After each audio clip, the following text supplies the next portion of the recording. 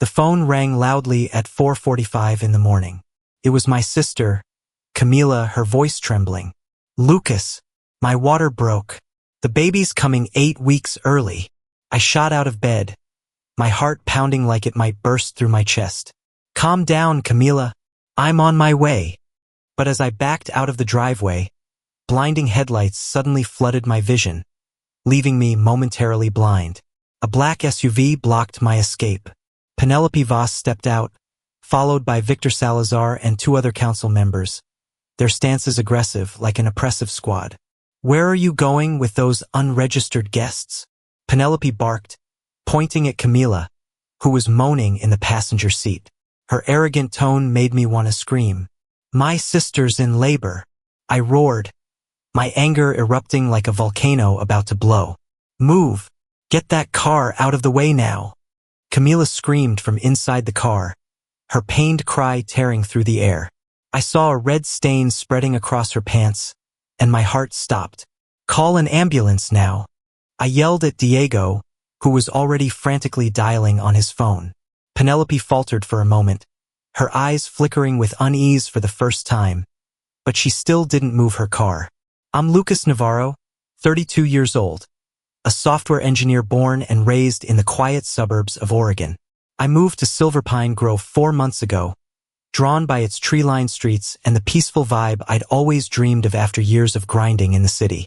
I never could have imagined that a cozy family gathering could turn into a nightmare, where the HOA president banned my entire family from visiting, only to run headfirst into my father, a federal judge, who used his legal authority to make them face the consequences. What would you do if someone dared to stop your family from being with you? Drop a comment with the number 9 so I know you're ready to dive into the terrifying moments I went through.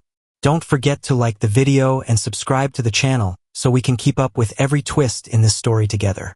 The smell of grilled burgers wafted through my backyard, while my sister Valeria chased the kids, giggling under the sprinkler. After 8 months apart, this weekend visit meant everything to me. A warm spark in my still unfamiliar new life. I'd moved to Silver Pine Grove hoping for peace, but no one warned me about Penelope Voss. "Sorry, what's going on here?" A sharp voice cut through the happy laughter. I turned and saw a woman, about 60 years old, with perfectly styled blonde hair, striding across my lawn. Her floral shirt was buttoned up tight despite the muggy heat, and she gripped a clipboard like it was an unbreakable shield. "Just a family barbecue," I said, still holding the spatula. "I'm Lucas Navarro, new here. Can I help you with something?" Her eyes narrowed, counting Valeria's kids like she was tallying inventory. "Are these registered guests?" Valeria shot me a confused look. I didn't have a clue what was happening either. "Registered? They're my family, just here for the weekend." Penelope straightened up, her voice stiff. "I'm Penelope Voss, president of the Silver Pine Grove Board. Per the rules, all visitors must be registered with the HOA office 48 hours in advance." I laughed, thinking she had to be joking, but the kids stopped playing, sensing the sudden tension in the air. "That can't be right. No one told me I had to register my family when I bought the place. It's on page 19, section 2.5 of the contract you signed, Mr. Navarro," she said, pointing at Valeria's minivan parked in the driveway. "Unregistered guests, disruptive noise, and that vehicle's parked improperly." Valeria stepped forward, her voice edged with frustration. "The kids are just playing. They're not being too loud." Penelope ignored her like she wasn't even there. "As HOA president, it's my job to uphold community standards. This is your first official warning." She scribbled something on her clipboard. "2 more and you'll face a fine." I set the spatula down, trying to stay calm even though I was starting to heat up inside. "Look, I didn't know about the rule. Now that I do, I'll register them Monday morning." "No," she said with a forced smile, her eyes icy. "They need to leave immediately and can only return after proper registration. The rules protect our property values, Mr. Navarro." My father, who'd been sitting silently on the porch watching everything unfold, stood up. At 70 years old, Judge Raymond Navarro still carried an authority that didn't need shouting to be felt. Penelope, is it? I'm Lucas's father. Are you saying my grandchildren can't visit their uncle without paperwork? Penelope's eyes widened for a moment. And you're Raymond Navarro, federal judge for the Western District. I saw her pause, as if weighing the situation.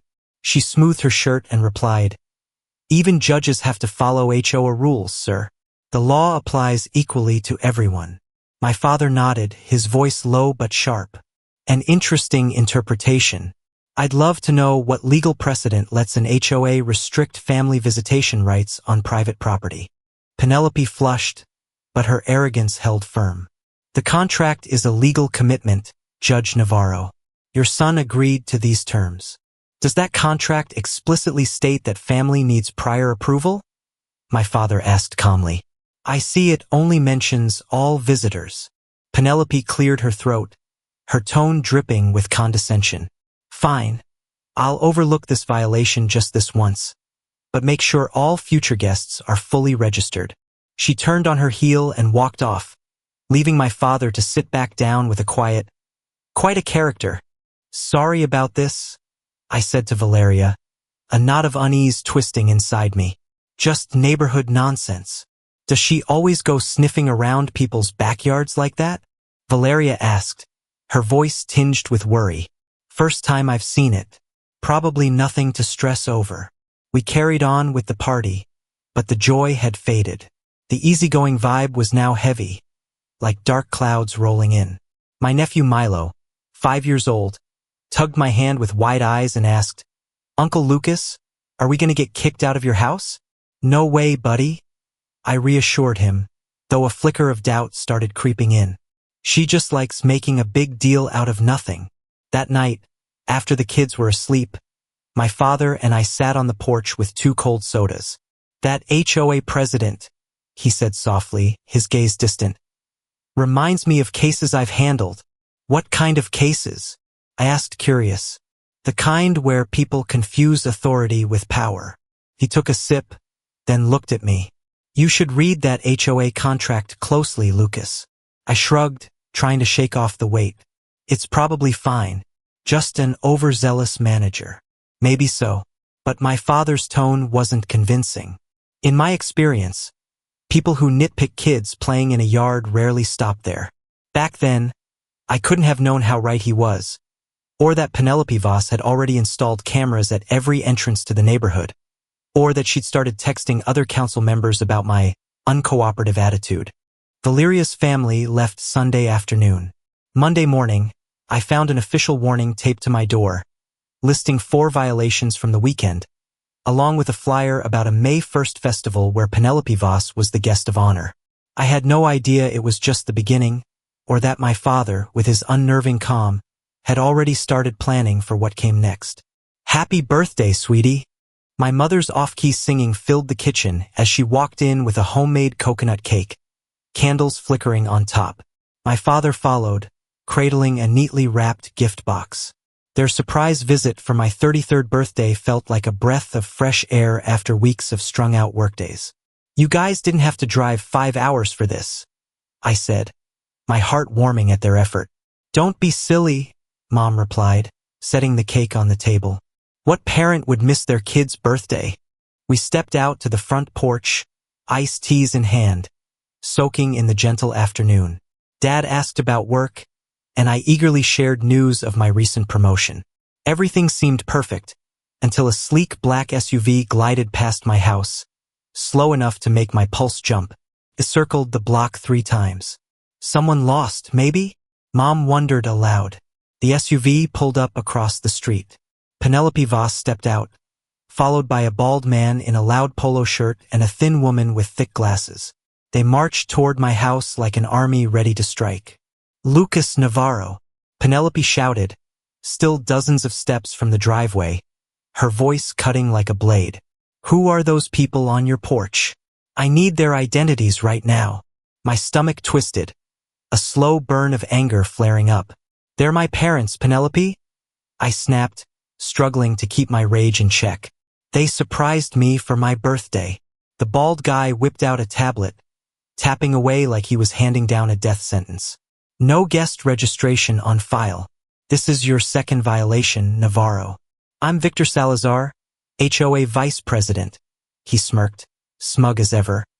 And this is Beatrice Klein, our secretary.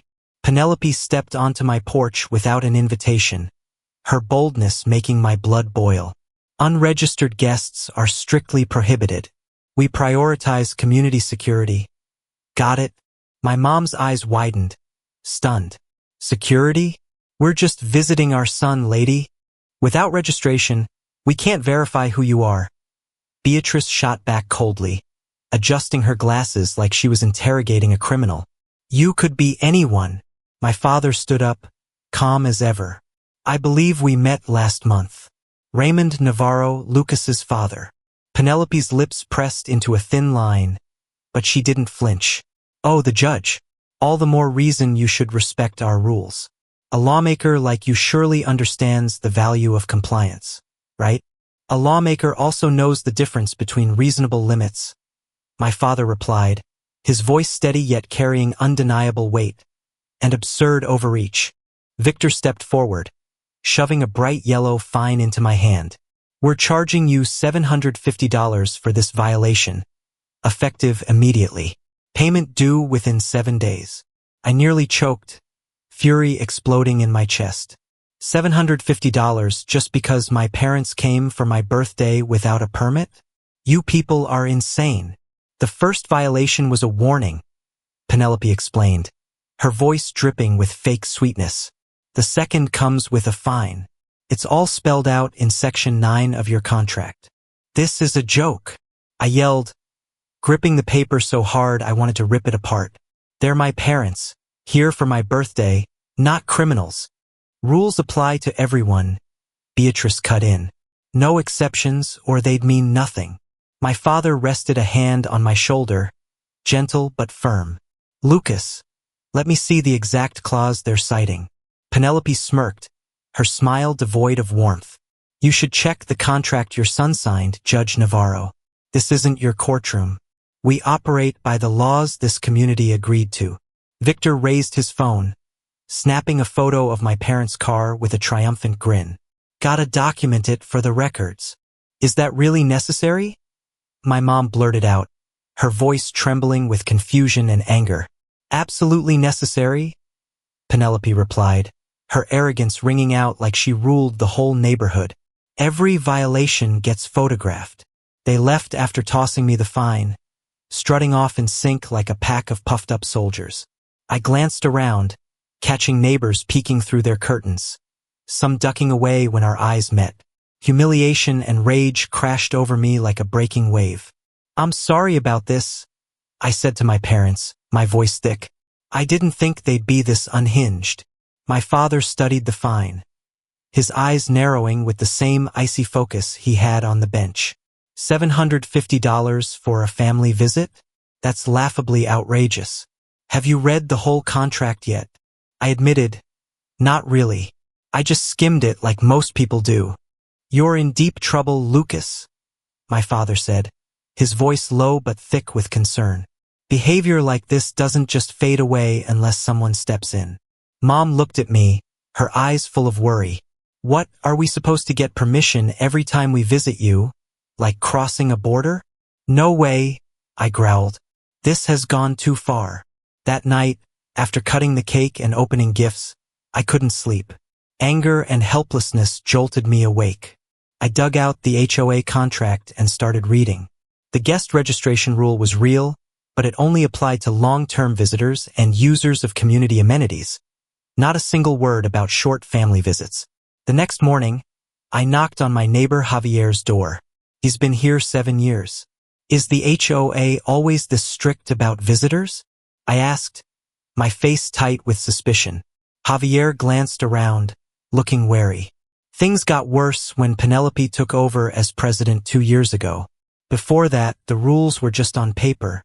Nobody enforced them like this. Has anyone ever pushed back? Pressed. The Ortiz family tried, after they got fined for their grandparents staying over Easter. The result? Their trash wasn't picked up for 5 weeks due to a scheduling mix-up. Then yard violation notices poured in like rain. That afternoon, I found a note in my mailbox. Board meeting Thursday, 6 in the evening. Your presence is required. No signature, but I recognized Penelope's rigid handwriting from the fine. I called my dad, frustration spilling out in my voice. He stayed quiet for a long moment before speaking. What are you thinking, Dad?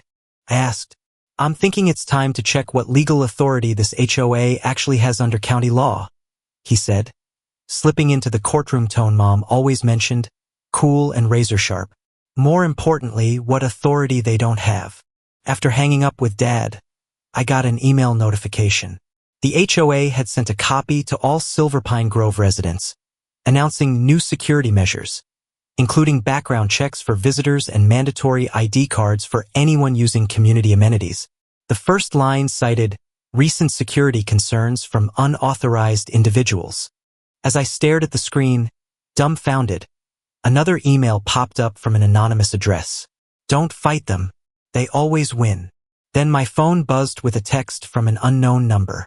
Thursday's meeting isn't optional if you want to stay in good standing here. A cold, suffocating chill crawled up my spine. I looked out the window. The perfectly trimmed lawns and identical mailboxes no longer held the dreamy charm of Silver Pine Grove.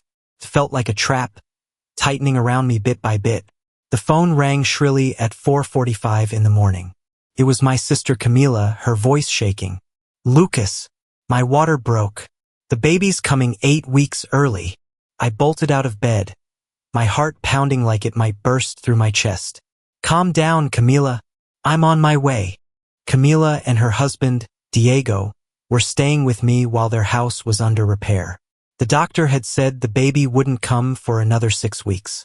I rushed to their room, helping Camila to the car while Diego scrambled to grab the hospital bag. Her face twisted with the pain of fierce contractions.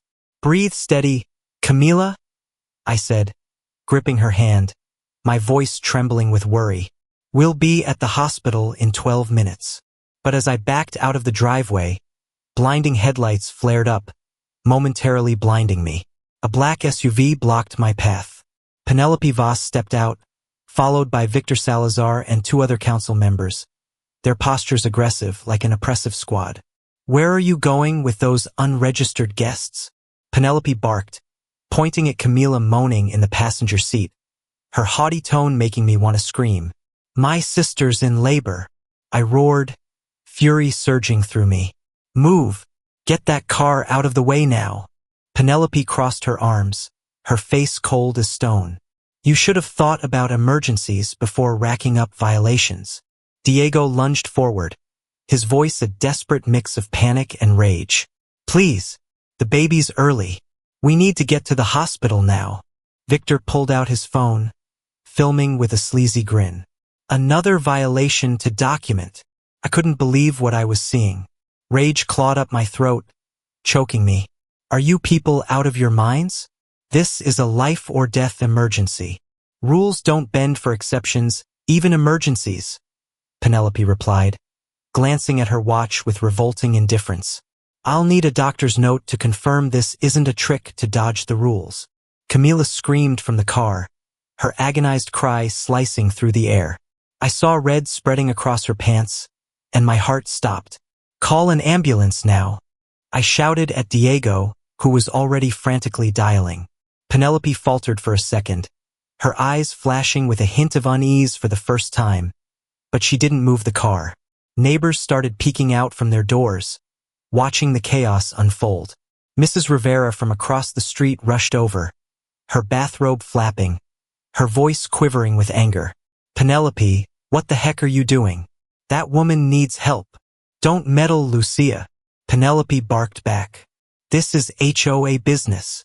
12 excruciating minutes crawled by, slow as a century, before the distant wail of an ambulance siren finally cut through. The medics had to park on the street and maneuver the stretcher around Penelope's SUV. They quickly checked Camila and lifted her onto the ambulance. I'm going with her, Diego said, hopping in beside his wife. I spun toward Penelope, still blocking the way, my hands trembling with raw fury. Move that car now or I swear. The council has decided, she interrupted, yelling loud enough for the crowd to hear. Due to your constant violations, all unregistered guests are banned from Silver Pine Grove. Your family's no longer welcome here." The crowd stirred, gasps echoing around us. "You can't stop someone's family from visiting," Mrs. Rivera shot back. "Oh, we absolutely can," Victor chimed in, holding up his tablet with that smug, loathsome smirk. Section 39.4 gives the council emergency powers to safeguard community standards. I didn't have time to argue with these lunatics. "My father will hear about this," I snarled, my eyes burning with rage. Penelope let out a scoff, her poisonous grin making me want to smash something. "Oh, the judge? Tell him his title means nothing here. We have our own laws." At last, she moved the car. I sped off to the hospital, my hands shaking on the wheel, fury boiling over beyond control. Camila gave birth to a tiny but healthy baby girl after 45 minutes. While she rested, I called Dad. "You won't believe what just happened." I poured it all out, my voice thick with anger and worry. The line went so quiet I thought the call had dropped. "Dad, you still there?" "I'm here," he said, his calm almost chilling. "Send me Penelope and Victor's full names and addresses." "What are you planning?" I asked, my heart pounding. "Nothing illegal," he replied. "But no one gets to threaten my family or put my newborn granddaughter in danger." That night, with Camila and the baby asleep, my father showed up at the hospital. He wasn't the relaxed man who'd once grilled burgers in the backyard. This was Judge Raymond Navarro, the one who'd stared down the most corrupt power players without flinching. "I made some calls," he said softly. "The county records office has some very interesting info on Silver Pine Grove." "What kind of info?" Diego asked, his voice taut with stress. Dad opened his laptop. Their HOA was set up improperly. More than a third of their rules were never filed with the county, and Penelope Voss signed official documents using a title she doesn't legally hold. "Does that help us?" I asked, a faint glimmer of hope sparking in my chest. "This is just the start," my father said, a sharp, cold glint flashing in his eyes. "I also found out Victor Salazar's landscaping company has an exclusive contract with the HOA. Quite a coincidence, since he's on the council that approves those deals." Plan was taking shape. I recognized that look in Dad's eyes, the look of someone about to deliver a major ruling. "Lucas, I need you to do something," he said. "Go home and check your mailbox. There'll be a property tax notice." "Why's that important?" I asked, curiosity mixing with nervous excitement.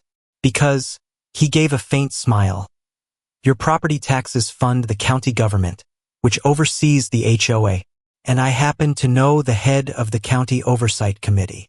While we talked, my phone kept buzzing with messages. Neighbors were sending photos of Penelope and Victor planting bright orange stakes at the entrance to Silver Pine Grove, along with a sign, "Guest checkpoint. All visitors must present HOA permits." Their sheer audacity made my teeth grind. "They've completely lost it," I growled, showing Dad the phone, anger flaring in my chest like a wildfire. He nodded, his expression stern and chilling. "What they're doing isn't just petty. Parts of it are flat out illegal." As visiting hours ended, Dad insisted on driving me home. When we neared Silver Pine Grove, the sight ahead made my heart pound. A checkpoint stood smack in the middle of the road. Victor sat smugly in a folding chair, checking papers on a clipboard with that infuriating, self-satisfied look. "Your dad can come in," he said as I rolled down the window, his tone dripping with condescension, like he was granting a favor. "But he'll need to register for next time. New policy." My father leaned over me, clearing his throat. "Who gave you the authority to restrict access on this public road?" Victor puffed out his chest, arrogance oozing. "The HOA Council's authority." "Interesting," Dad said calmly, "because according to county records, this road is publicly owned and maintained with county tax dollars." Victor's grin faltered, and he stammered, "That's not right. You should double-check." "No need," Dad cut him off. "I already did." We drove through without another word, but I knew this fight was just beginning. Back home, just as Dad predicted, The mailbox held a property tax notice. But there was something else too, a certified letter from the HOA. I tore it open, blood rushing to my head as I read. They were fining me $2,000 for repeated guest violations and threatening to lien my property if I didn't pay within 20 days. I handed the letter to Dad. He read it carefully, folded it neatly, his eyes sparking with triumph. Perfect. This is exactly what we needed.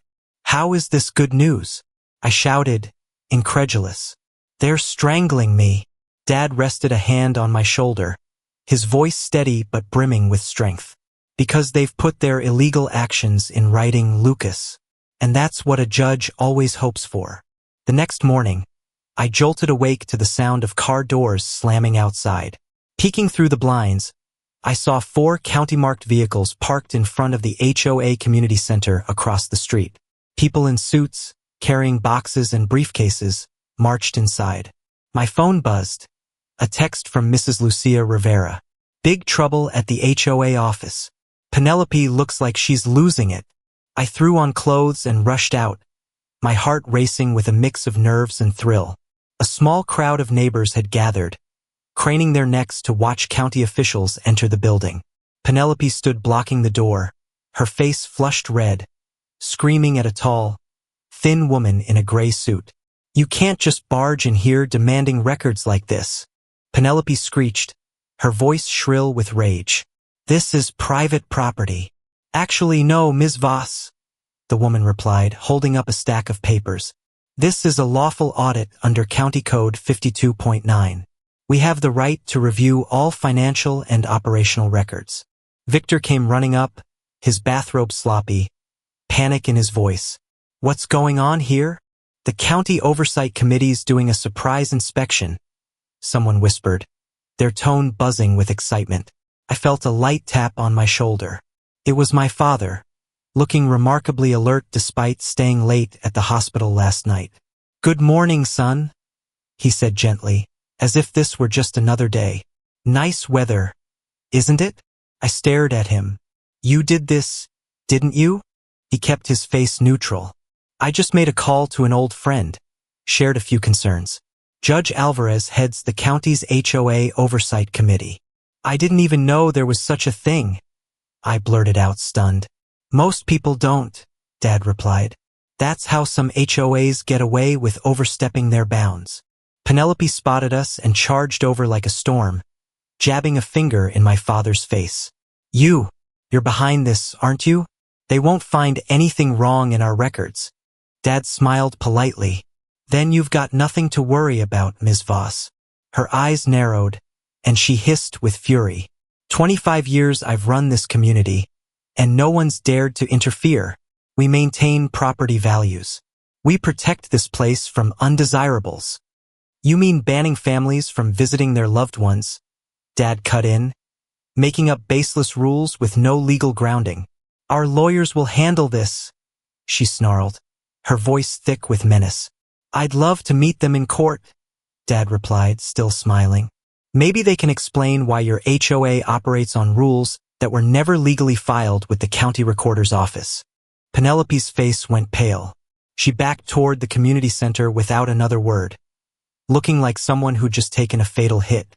All day, neighbors kept knocking on my door, desperate to know what was happening. Word spread fast that my father was behind the investigation. I explained what I could without spilling the details. Dad told me to keep quiet. By afternoon, strange whispers flooded Silverpine Grove. One person claimed the HOA had overcharged fees for years. Another heard Victor's landscaping company pocketed millions of dollars for projects that never got finished. At 4:30 in the afternoon, the doorbell rang. I opened it to find a young woman with a press badge. Lucas Navarro? I'm Sofia Mendez from County News. I'm writing about HOA oversight. Care to comment on the investigation in this community? Before I could answer, my phone rang. It was Camila, her voice breaking through sobs. The baby's oxygen levels dropped fast. They've taken her to intensive care. Can you come right now? I'll be right there, I said, turning to Sofia. Sorry, I've got a family emergency. As I grabbed my keys, I caught a glimpse of Penelope and Victor lurking near the driveway, their eyes predatory, watching like hunters. Off somewhere again? Penelope called out, her voice dripping with sarcasm. Visiting that unauthorized family of yours, I assume? Fury surged inside me. My newborn niece is in intensive care. Are you seriously going to try stopping me again? The ban's still in effect. Victor sneered, his arrogance so thick I wanted to punch something. Your family isn't welcome here. I stormed toward Penelope and Victor, slipping my phone into my pocket to record, each step heavy with the rage I couldn't hold back. Let me make this crystal clear, I said, my voice low and tight as I fought to stay calm. If you dare block me from my family in an emergency one more time, I swear I'll make sure every newspaper in this county knows your names and your faces. Penelope stepped back, a flicker of panic crossing her eyes at my resolve. And that's not all, I pressed on. The county investigators have requested interviews with the entire council.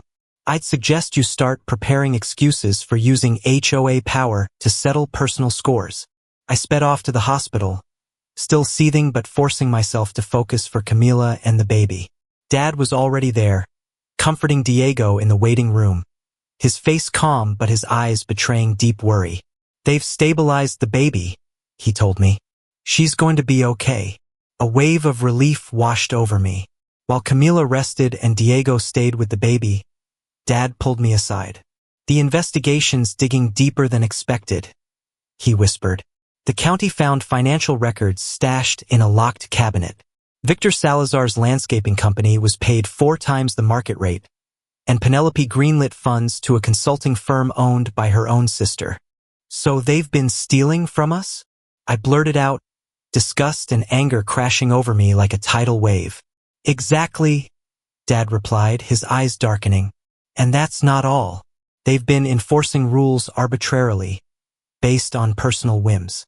Mrs. Rivera filed 5 complaints about harassment after questioning fee hikes, but the council dismissed them without even looking.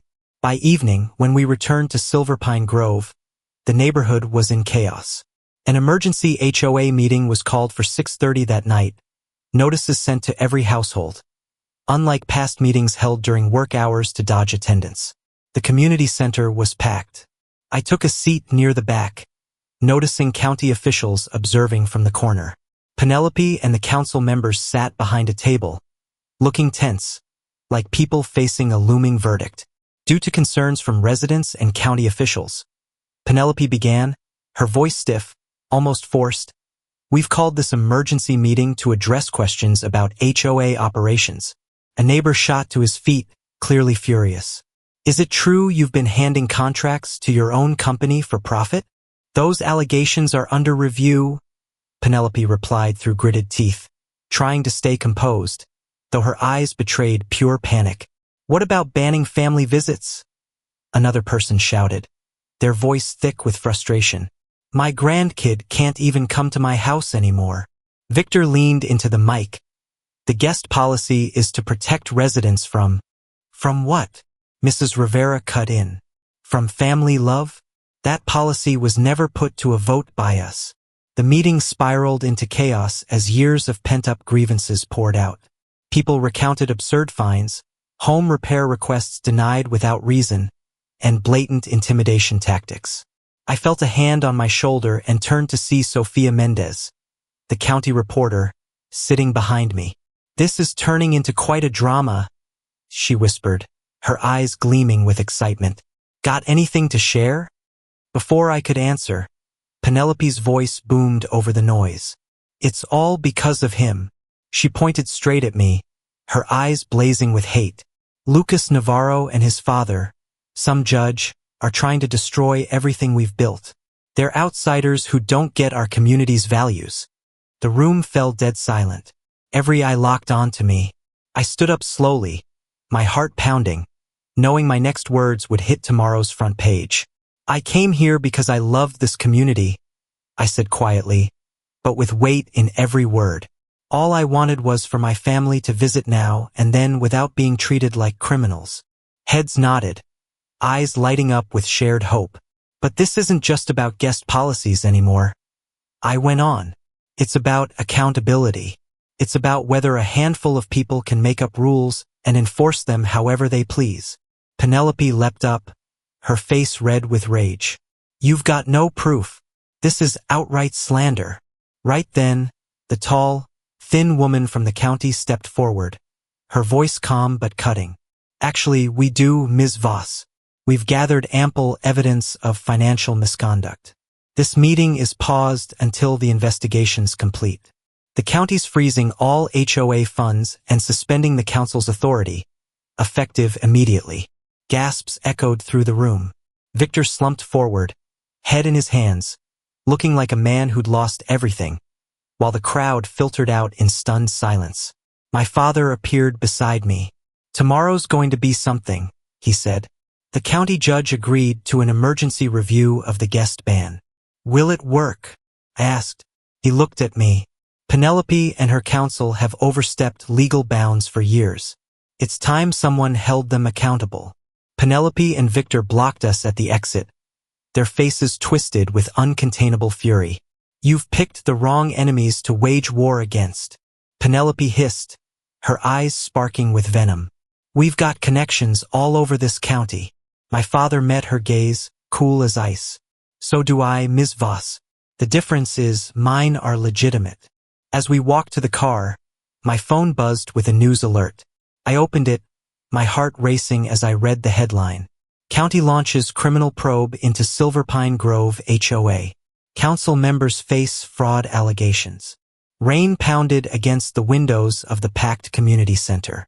I pushed through the crowd, catching a glimpse of Penelope whispering frantically to Victor in the corner. When my father stepped inside, the room fell silent in an instant. His hair was soaked from the storm outside, but his eyes burned with determination as he set a thick stack of documents on the table. Who let him in here? Penelope shrieked, panic lacing her voice like someone about to lose everything.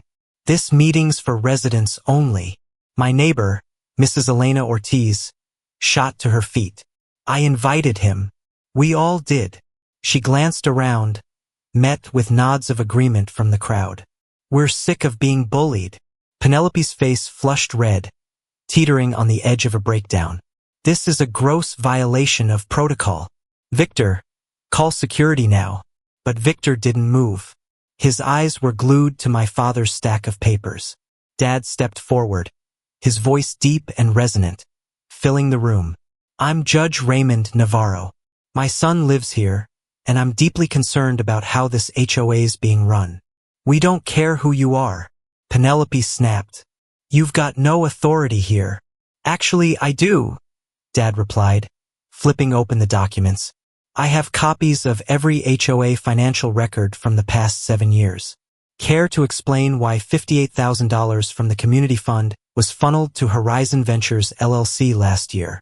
Victor dropped his water cup, splashing it across the floor. The crowd buzzed, gasps rippling through the room. Dad pressed on. A company, coincidentally, founded by your husband, Ms. Voss. Penelope's jaw dropped, and she stammered like someone cornered. That's confidential. Where did you get that? Public records, Dad said simply, his gaze locked on her. Just like the county property maps showing last summer's landscaping project mostly benefited council members' homes. An older man stood up, his voice trembling with outrage. So that's why our playground repair got denied? Because there was no money left. Dad nodded.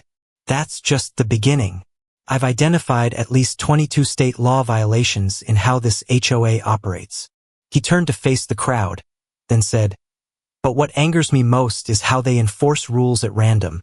My son's family was banned from visiting, yet when Councilmember Klein's relatives stayed for 4 weeks last winter, no one batted an eye. Shouts of agreement erupted across the room. I saw Mrs. Klein shrink in her seat, as if she wanted to disappear. This ends now, Dad declared. I've prepared a formal complaint for the county prosecutor and the state attorney general's office. Penelope lunged forward, trying to snatch the documents, screaming, You have no right. 2 residents quickly stepped between her, holding her back. The room erupted in shouts and arguments. Order. Order. Victor banged the gavel repeatedly, his face pale with panic. Mrs. Priya Sharma, someone I barely knew, stood up, her voice brimming with frustration. My husband's an accountant. He's questioned the HOA's finances for years, but they always brushed him off. Can I see those records? My father handed her a copy. Page 42 is worth a look, she said. Penelope's face shifted from red to ghostly white, like someone unmasked. This meeting's adjourned, she yelled, desperation cracking her voice. No, it's not, Mrs. Elena shot back. Per the bylaws, we can call an emergency vote to remove the council. I motion for it. Seconded. Voices roared from all corners, a wave of outrage too strong to stop. Penelope grabbed her purse, her face twisted with fury. This is absurd. You'll hear from our lawyers. As she stormed toward the door, my father called after her. Ms. Voss, you might want to hold off on that lawyer call. The county fraud investigator wants a word first. He's waiting outside. Penelope froze at the door, her legs like they'd turned to ice. Through the window, everyone saw a man in a black suit standing by a police car, his gaze cold and predatory, waiting. You set me up? She turned back, whispering to me. This isn't justice. It's revenge. My father looked at her, his voice calm but commanding. No, Ms. Voss. This is accountability catching up. Victor suddenly shoved through the crowd toward me. His face flushed red with uncontrollable rage. You think you've won? He snarled. I've got contacts at every real estate firm in this county. You'll never sell that house. And your property value's gonna tank once I spread word about this rotten neighborhood. Before I could fire back, a flash lit up from a nearby phone. I recorded that threat. Mrs. Priya's teenage daughter grinned, holding up her device triumphantly. Post it now or later? The doors swung open, and county investigators stepped in from the pouring rain, water dripping from their coats onto the floor. Penelope Voss and Victor Salazar? The lead woman called out sharply. We've got some questions about Silver Pine Grove's financial records. As they were led away, the remaining council members huddled in a corner, panicked, like people on the brink of losing everything. What started as a petty dispute over family visitation rights had crumbled their entire power structure in one stormy night. Yet deep inside, a cold premonition stirred. This fight wasn't over, and bigger storms were still lurking ahead. Breaking news from Silver Pine Grove. The anchor's voice rang out from the TV just outside my house. In a shocking development, 6 HOA council members now face criminal charges stemming from a dispute over family visitation rights. I turned off the TV as the doorbell chimed. 5 weeks had passed since that explosive community meeting, and the neighborhood still felt like a battlefield, raw and unhealed. Looks like you've got company, Officer Ortiz said with a soft smile. Police patrols had beefed up around here since Penelope and Victor were released on bail, their terms forcing them to stay 400 feet from my home. Camila burst in from the driveway, kids trailing behind, their crisp laughter slicing through the heavy air. No tyrannical bureaucrats blocking us today. She wrapped me in a tight hug, joy flickering in her eyes like a warm flame. Come inside, I said, my gaze darting briefly to Penelope's house across the street. Its dark windows stared back like a deep pit, and a nagging sense of being watched sent my heart pounding with unease. Inside, Mrs. Elena Ortiz sat with my father, poring over documents, her eyes sparking with excitement. We've uncovered something massive, she exclaimed. Remember that canceled community park project from 4 years ago? The HOA collected over $350,000, but that money vanished without a trace. Dad laid out bank statements on the table, then said, we traced it to an account in the Bahamas.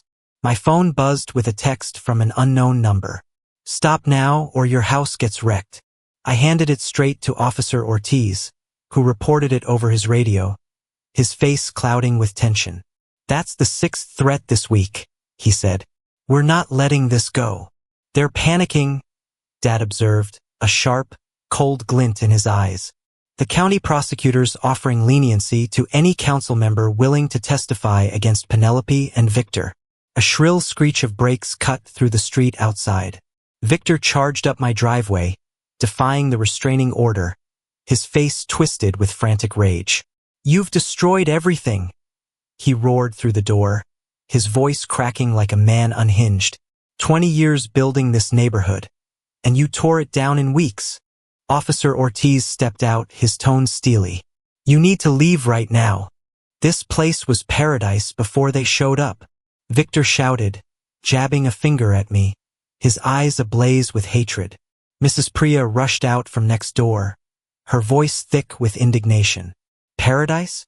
My family endured 4 years of absurd nitpicking just for putting up a Christmas tree. What kind of paradise is that?" Neighbors streamed out from all sides, forming a solid wall around my house. "These people crashed our property values." Victor howled in desperation. "Actually, no," Mr. Hassan called from across the street, his voice calm but dripping with sarcasm. "I just got an offer on my house, $35,000 above asking price. Seems people like living where greedy HOAs don't bleed them dry." Victor's face collapsed like sinking sand as a police car rolled up silently. They led him away amid the neighbors' victorious cheers, a swell of justice rising in my chest. That night, a frantic knock rattled the back door. I opened it to find Mrs. Beatrice Klein, the former council secretary, standing there, her eyes darting around in fear, like someone on the run. "I shouldn't be here," she whispered.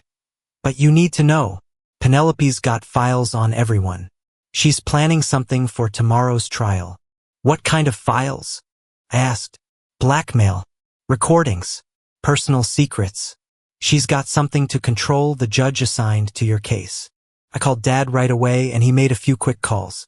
By morning, that judge had recused himself, shattering Penelope's final scheme in a twist that stunned the whole neighborhood. The courthouse steps buzzed with reporters the next day. Penelope stepped out of her car, clad in an expensive suit, radiating confidence, until she saw the new judge walk in, a stern woman my father had never met, completely beyond her reach. The arrogance on Penelope's face melted away like mist in the wind. Inside the courtroom, her lawyer rose with theatrical flair, his voice booming like a stage actor. "Your Honor, this entire case is a personal vendetta by Judge Navarro against my client, all because she enforced community rules." The new judge peered over her glasses, her gaze sharp. "I've reviewed the evidence. This is clearly a case of blatant financial fraud, not a rules dispute." Penelope whispered urgently to her lawyer. He pivoted fast, his tone slick but desperate. "My client was just following precedents set by prior counsels." "A creative defense," the judge replied. "In other words, others were corrupt before me, so my corruption should be excused?" Laughter erupted across the courtroom, quickly fading as Penelope shot to her feet. "I want to change my plea," she declared, trembling like someone about to collapse. Her lawyer froze, jaw-dropping. "I'll tell everything," she went on. "The developers, the bribed county inspectors, all of it, in exchange for immunity." The prosecutor leaned forward. "Which developers?" And then the real bomb dropped. Penelope unveiled a 12-year conspiracy. Kickbacks from developers, fake inspection reports, and county officials taking blatant bribes. Silver Pine Grove was just one of 19 communities tangled in this corruption web. 8 months later, I sat in the backyard, watching my nieces and nephews splash around in the new community pool, built with recovered embezzled funds. The sound of children's laughter echoed, soothing the bitter memories inside me. "Ridiculous, isn't it?" Mrs. Elena Ortiz said, handing me a lemonade, her voice tinged with sarcasm. "If Penelope had just let your family visit, none of this would have gone so far." Dad walked up, tossing a newspaper on the table, his eyes thoughtful but gleaming with triumph. The headline read, "Former HOA President Sentenced to 9 years. County Commissioner Resigns in Disgrace." "Sometimes the smallest injustices expose the biggest crimes," he said, his tone calm, like delivering a final ruling. My phone buzzed with a notification.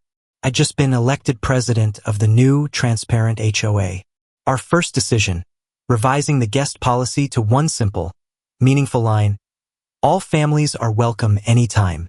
As dusk settled over our liberated neighborhood, I realized standing up to one petty abuse of power had freed hundreds of families from years of corrupt shackles. Penelope was right about one thing: rules are rules. But in this country, the ultimate rule is no one stands above the law, not even that arrogant HOA. What do you think of this story? The tale of Lucas Navarro and his battle with the Silverpine Grove HOA reflects a modern social reality, how the overreach of small organizations can deeply affect personal lives, especially without transparency or oversight. From rigid guest policies to outright corruption, it paints a vivid picture of injustices many might face in tight-knit communities. It also teaches us that persistence, unity, and legal knowledge can help confront and overcome such wrongs. Always read contracts carefully, seek community support, and don't hesitate to speak up when your rights are at stake. This story is for entertainment and education only, not meant to discriminate, criticize, or offend any individual or group. If you found it engaging, drop a comment below with your thoughts. Don't forget to like, share, and subscribe so you won't miss more captivating content. Thanks for watching this video all the way through. Wishing you a peaceful day, and see you in the next one.